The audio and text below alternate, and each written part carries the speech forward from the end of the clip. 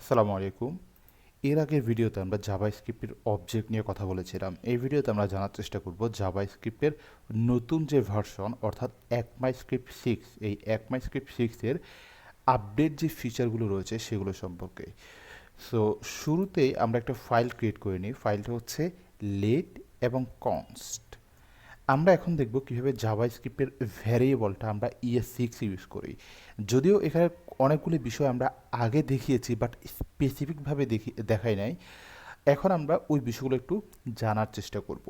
আমরা আগে অর্থাৎ ওল্ড ওয়েতে আমরা কীভাবে ভ্যারিয়েবল ডিক্লেয়ার করতাম জাভাস্ক্রিপ্টে, আমরা একটা কিওয়ার্ড দিতাম যেটার নাম হচ্ছে var, এবং দেন আমরা ভ্যারিয়েবলের নাম দিতাম, এরপরে আমরা ভ্যালু দিতাম মেহেদি। বাট নতুন যে ওয়ে, আপডেট ওয়ে মানে ES6-এ আমরা কি করি, আমরা করি লেট দিয়েও আমরা কি করতে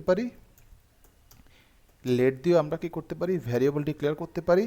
আবার কনস্ট দিয়েও আমরা কি করতে পারি, ভ্যারিয়েবল ডিক্লেয়ার করতে পারি। কেমন? তাহলে এখন প্রশ্ন আসতে পারে কখন আমরা লেট এবং কখন আমরা কনস্ট ব্যবহার করব। আমরা লেট ব্যবহার করব তখন যখন আমাদের মনে হবে যে আমাদের এই ভ্যারিয়েবলের যে ভ্যালু রয়েছে সেটা কি হইতে পারে, চেঞ্জ হইতে পারে, পরিবর্তন হইতে পারে, মানে হচ্ছে ভ্যালু ক্যান চেঞ্জ। তখন আমরা কি ব্যবহার করব, লেট ব্যবহার করব। বাট যদি আমাদের মনে হয় হ্যাঁ আমাদের যে ভ্যালুটা রয়েছে সেটা কখনোই পরিবর্তন হইতে পারবে না, তখন আমরা কি করব, আমরা কনস্ট ব্যবহার করব, মানে হচ্ছে value can not be reassign বলা যায়, IGNED।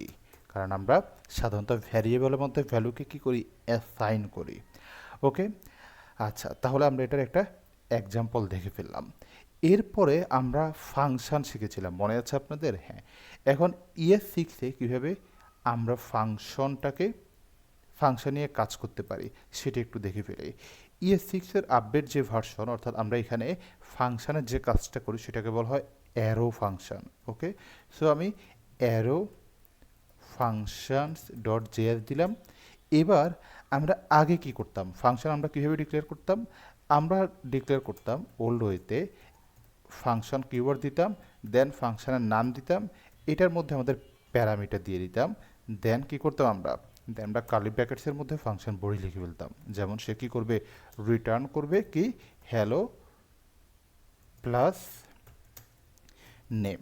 বাট ES6-এ আমরা কি করতে পারি, পুরো জিনিসটাকে আরও শর্টকাটে করে ফেলতে পারি। কীভাবে শর্টকাট করে ফেলতে পারি, আমরা ভ্যারিয়েবল ডিক্লেয়ার করলাম, এরপর হচ্ছে এটার মধ্যে আমরা কি দিব, আমরা দিব হচ্ছে ভ্যারিয়েবলের পর আমরা তো অবশ্যই এখানে নামটা দিয়ে দিলাম, এরপর হচ্ছে আমাদের প্যারামিটার দিব, দেন আমাদের অ্যারো ফাংশনটা দিব, অ্যারো ফাংশন দেওয়ার পর ফাংশন বডি দিয়ে দিব, অ্যারো ফাংশন দেওয়ার পর ফাংশনের যে বডি সেটি দিয়ে দিব, এবং এটার মধ্যে আমাদের ব্লক অফ কোডটা আমরা লিখে ফেলবো, যেমন রিটার্ন হ্যালো দেন নেম। ওকে, আচ্ছা এটা হচ্ছে আমাদের ফাংশানে কীভাবে আমরা কাজ করতে পারি। ইভেন ইভেন জিনিসটাকে আরও বেশি শর্টার করা যায় কীভাবে, যেমন আমি করতে পারি কি, পুরোটাকে একটা লাইনের মধ্যে নিয়ে আসতে পারি, যেমন কনস্ট, এরপর হচ্ছে দিলাম হচ্ছে ধরেন গ্রিড, এরপরে এখানে আমরা নাম দিলাম, দেন অ্যারো ফাংশনের মধ্যে বললাম কি থাকবে হচ্ছে হ্যালো, মানে রিটার্ন করবে হ্যালো প্লাস হচ্ছে নেমটা। তাহলে কি থাকবে, কনস্ট নামটা দিলাম, এরপরে প্যারামিটার দিলাম, প্যারামিটার পর অ্যারো ফাংশন দিয়ে এটার ফাংশন বোর্ডের মধ্যে যে জিনিসটা রিটার্ন করবে, যে ভ্যালুটা, সেই ভ্যালুটা এখানে দিয়ে দিলাম, মানে পুরো জিনিসটাকে এক লাইনে করে ফেললাম। অ্যান্ড দেন ফাইনালি আমরা কি করতে পারি, কনসোলের মধ্যে এটাকে কল করতে পারি। ফাংশন কল কীভাবে করতে হয়, ফাংশনের নাম ধরে, নাম হচ্ছে কি গ্রিড, এবং আমার যেহেতু একটা প্যারামিটার আছে, প্যারামিটার একটা নাম দিতে হবে কি মেহেদি, আমি মেহেদি দিয়ে দিলাম। ওকে, আচ্ছা তাহলে এভাবে আমরা ES6-এর মধ্যে ফাংশনকে ব্যবহার করতে পারি, যেটাকে শর্টকাটে এখানে আমরা যদি এভাবে ব্যবহার করি তাহলে এটাকে আমরা বলবো হচ্ছে কি অ্যারো ফাংশন। কেমন? আরেকটা জিনিস আমরা ব্যবহার করি, এটাকে বলা হচ্ছে কি টেমপ্লেট লিটারালস। এখানে আমরা কি করি, এখানে আমরা আগের ভার্সনে কি করতাম, একটা স্ট্রিংয়ের সাথে যদি আরেকটা স্ট্রিং জোড়া লাগাতে চাই তখন আমরা কী করতাম, ধরেন আমি একটা ভ্যারিয়েবল ডিক্লেয়ার করলাম, এটা হচ্ছে নাম হচ্ছে নেম, এটার মধ্যে ভ্যালু থাকবে হচ্ছে কি, ধরেন মেহেদি। ওকে, এটা দিলাম। এখন এটা দেওয়ার পর আমি কনসোলের মধ্যে প্রিন্ট করলাম কাকে, কনসোলের মধ্যে প্রিন্ট করলাম হ্যালো, প্লাস কাকে প্রিন্ট করলাম, প্লাস হচ্ছে আমার নেম যে ভ্যারিয়েবলটা রয়েছে এই নেম ভ্যারিয়েবলকে এখানে কল করে দিলাম, তাহলে কি আসবে, হ্যালো মেহেদি। বাট আমরা ES6-এ পুরো জিনিসটাকে আরও শর্টকাটে করতে পারি কীভাবে, ধরেন ES6 এটার মধ্যে আমরা শর্টকাটে কীভাবে করতে পারি, লেট দিলাম এবং নামটা এখানে দিয়ে দিলাম, নাম দেওয়ার পর বললাম এটার যে ভ্যালুটা, ভ্যালু হচ্ছে মেহেদি। এখন যখন আমরা একটার সাথে আরেকটা অ্যাড করব সেটা কী হবে, ধরেন কনসোলের মধ্যে লগ দিলাম, এরপরে আপনি দেখেন আপনার স্কিপ যে কি আছে, স্কিপকে নিচে ট্যাকটিস আছে, দেন এটারে যদি আমি এভাবে করে দিই, দেন আমি দিব হচ্ছে আমার যে ভ্যালুটা, যে স্ট্রিং, যে মেসেজটা শো করতে চাই সেটা। এরপর আমি কিছু দেওয়া লাগবে না, শুধুমাত্র এটার এই ট্যাকটিসের ভিতরে শুধুমাত্র যে ডলার যে সাইনটা আছে, ডলার সাইনটা, এই ডলার সাইনটা দিয়ে দিব, দেন কার্লি ব্র্যাকেটসের মধ্যে নেম দিয়ে দিব। কেমন? এবার যদি আমি এটাকে রান করি তাহলে কিছু হবে, প্রথমে হ্যালো এবং হ্যালোর পর আমার যেই ভ্যারিয়েবলের যেই নামটা রয়েছে, ভ্যারিয়েবলের যে ভ্যালু মেহেদি সেটা এখানে শো করবে, মানে হচ্ছে হ্যালো মেহেদি। তাহলে এই দুইটা জিনিস সেমই, কিন্তু আমি এই ES6-এ আমি এই ফিচারটা অ্যাড করে আরও সুন্দরভাবে, আরও রিডেবলভাবে জিনিসটা করতে পারি। কেমন? আচ্ছা, এটা তো গেল। এরপরে আরেকটা জিনিস আছে, এটা আমরা অলরেডি শিখেছিলাম, এটা হচ্ছে কি, আমরা ফাংশনের মধ্যে আমরা ডিফল্ট প্যারামিটার দিতে পারি। তাহলে আমরা ডিফল্ট প্যারামিটার নামে একটা ফাইল নিয়ে নিই .js। এই ডিফল্ট প্যারামিটার জন্য কিভাবে করতে হয়, ধরুন আমি একটা ফাংশন ডিক্লেয়ার করলাম যেটার নাম হচ্ছে কি গ্রিড। এখন এটার মধ্যে যদি আমি একটা প্যারামিটার দিই নেম, বাট এই প্যারামিটারের ভ্যালু মাঝে মধ্যে নাও থাকতে পারে, তখন সে কী করবে, ডিফল্টভাবে একটা মেসেজ শো করবে বা একটা ভ্যালু তার নিজের মধ্যে রেখে দিবে, এটা হচ্ছে কি গেস্ট। দেন এটার মধ্যে আমি ফাংশন বডিকে কল করে দিব। ফাংশন বডি দেওয়ার পর এটার মধ্যে আমি ধরেন কন্ট্রোল করতে চাই কি হ্যালো, অথবা আমি যে ফাংশনের আমরা ES6-এর যেই ফিচার সেটা ইউজ করতে পারি হ্যালো। হ্যালোর পর ডলার সাইন দিয়ে কী করতে হবে, আমার এই নেমকে আমার কল করে দিতে হবে। ওকে, এবার আমি কি করতে পারি, ধরেন যদি আমি গ্রিড করি, একবার ধরেন আমি ভ্যালু ছাড়া করলাম প্যারামিটারে, আরেকবার ভ্যালু দিয়ে করলাম মেহেদি, তাহলে প্রথমবার আবার আউটপুট কি আসবে, হ্যালো গেস্ট, পরের বার আসবে হচ্ছে কি হ্যালো মেহেদি। ওকে, তাহলে এটা হচ্ছে ডিফল্ট প্যারামিটার কাজ। আরেকটা আছে ডিস্ট্রাক্টিং বলা হয় জিনিসটাকে, কি বলা হয়, ডিস্ট্রাক্টিং, CTURING, distracting.js। ওকে, এই জিনিসটা কি, জিনিসটা হচ্ছে অ্যারে, জিনিসটা হচ্ছে কি, ধরেন আমি কি করলাম, আমার অ্যারে আছে, অ্যারের মধ্যে ধরেন আমি করলাম কি কিছু কালারকে রাখতে চাচ্ছি, যেমন থাকতে পারে কি, যেমন থাকতে পারে রেড, থাকতে পারে গ্রিন, থাকতে পারে কি ব্লু। ওকে, তাহলে আমি 3টা কালার দিলাম। আমি যদি পরে আরও একটা ভ্যারিয়েবল নিই তখন আমি কি করলাম, আমি দিলাম হচ্ছে এটার মধ্যে 2টা নাম, ফার্স্ট এবং সেকেন্ড। তখন এটার মজাটা কি, আমি এই 2টা ভ্যারিয়েবলকে একটা ভ্যারিয়েবলের মধ্যে রেখে দিতে পারবো।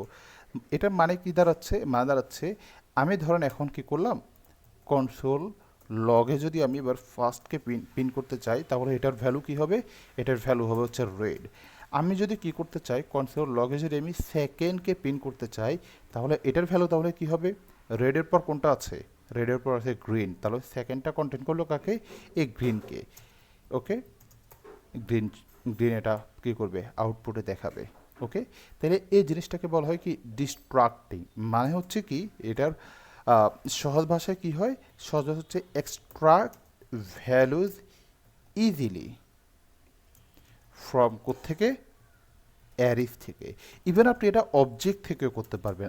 আমি এটা আপনাকে একটা হোমওয়ার্ক দিলাম ছোট, আপনি এটা অবজেক্ট থেকে ট্রাই করবেন। আমি তো অ্যারে থেকে দেখালাম, আপনি অবজেক্ট থেকে ট্রাই করবেন। দেখে আপনি নিজে নিজে ট্রাই করেন। এই নিজে নিজে ট্রাই করতে করতে আমি অবজেক্ট থেকে কীভাবে করবেন সেটাও একটু দেখিয়ে ফেলি। ওকে, ধরেন আমি একটা অবজেক্ট ডিক্লেয়ার করলাম যেটার নাম হচ্ছে ইউজার, সেটা কী করলো, কন্টেন্ট করলো কাকে, নেমকে, কি কি আছে ভেতরে, মেহেদি এবং এজ আছে কি ধরেন 25। ওকে, এই দুইটা জিনিস দিলাম।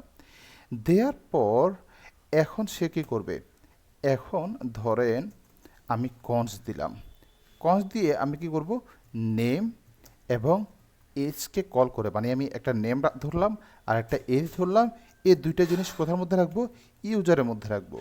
তাহলে এবার যদি আমি কনসোলে কাকে প্রিন্ট করি, নেমকে প্রিন্ট করি, তাহলে প্রথমে এই নেমটাও কন্টেন্ট করলো কাকে, মেহেদিকে, এজ কন্টেন্ট করলো কাকে, 25কে। আমি যদি নেমকে কল করি তাহলে আমি আউটপুট কী পাবো, পাবো হচ্ছে মেহেদি। আমি যদি কাকে কল করি, কনসোল ডট লগের মধ্যে এজকে যদি আমি কল করি তাহলে কাকে পাবো আমি, 25কে। ওকে, তাহলে এই জিনিসটাকে বলা হয় ডিস্ট্রাক্টিং। এটা যেহেতু কাইন্ড অফ অনেক অনেক অনেক বেশি থিওরিক্যাল হয়ে যাচ্ছে, আপনার এখানে যে সবগুলো বিষয় একবারে গড় গড় করে বুঝে ফেলতে হবে বিষয়টা এমন না। এটা জাস্ট আগে আমরা যেগুলো শিখেছিলাম সেগুলো নতুন ভার্সনের সাথে আমরা কম্পেয়ার করছি। ওকে, সো আমার এখন মাথায় যেগুলো আসছে আমি এগুলো কভার করে দিচ্ছি, ভবিষ্যতে যখন আপনারা যেখানে আটকে যাবেন ওখানে আপনারা ওই বিষয়টা দেখে নিতে পারেন। আচ্ছা, এরপর হচ্ছে আরেকটা জিনিস আছে, এটা হচ্ছে কি, আমার যদি কোনো অ্যারে থাকে অথবা অবজেক্ট থাকে, আমরা চাইলে ওই জিনিসটাকে কপি করে অন্য কোনো জায়গায় ইউজ করতে পারি, ব্যবহার করতে পারি, এবং এটাকে বলা হয় spread operator. Spread operator dot JS. ধরেন আমরা এখানে কি করতে পারি, এখানে আমরা কপিজ করতে পারি, copies or combines অ্যারেজ and object. আমরা অ্যারে এবং অবজেক্টকে কী করতে পারি, কপি করতে পারি অথবা কম্বাইন করতে পারি। যেমন আমি কি করলাম, একটা অ্যারে নিয়ে নিই, কিসের অ্যারে, এটা হচ্ছে নাম্বারসের অ্যারে। যেমন 1 2 3, তিনটা নাম্বার রাখলাম। এখন আমি চাচ্ছি আরও একটা এই ভ্যারিয়েবল রাখবো, এটার মধ্যে আমি ধরলাম হচ্ছে কি কিছু নিউ নাম্বারস থাকবে। নিউ নাম্বারগুলো কি থাকবে, থাকবে 1 2 3 4 5। তাহলে 1 2 3-এর জন্য আমাদের অলরেডি একটা ইয়ে আছেই, আপনার অ্যারে আছেই। তাহলে আমি চাইলে এটাকে কপি করে এনে এখানে বসিয়ে দিতে পারি। আমি 3টে ডট দিব, এরপরে এটার যে ভ্যারিয়েবলের যে নামটা, ভ্যারিয়েবলের নামটা এখানে দিব। নাম দেওয়ার পর আমার কী করতে হবে, ধরেন আমি নতুন আর নাম্বার এক্সট্রা কোনটা চাচ্ছি, 4 চাচ্ছি, 5 চাচ্ছি। অ্যান্ড দেন আমি যদি কী করি, কনসোলের মধ্যে কাকে প্রিন্ট করি, এই কনসোল ডট লগের মধ্যে কাকে প্রিন্ট করি, আমি নিউ নাম্বারকে প্রিন্ট করি, তখন এখানে আমি আউটপুট কী পাবো, আউটপুট পাবো হচ্ছে 1 2 3 4 5, 1 2 3 4 5। ওকে, তাহলে এটা হচ্ছে স্প্রেড অপারেটর কাজ, কেমন? ওকে,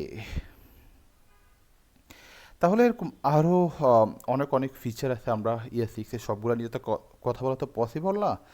সো অলরেডি আমাদের এটা প্রায় কত 13 মিনিট হয়ে গিয়েছে।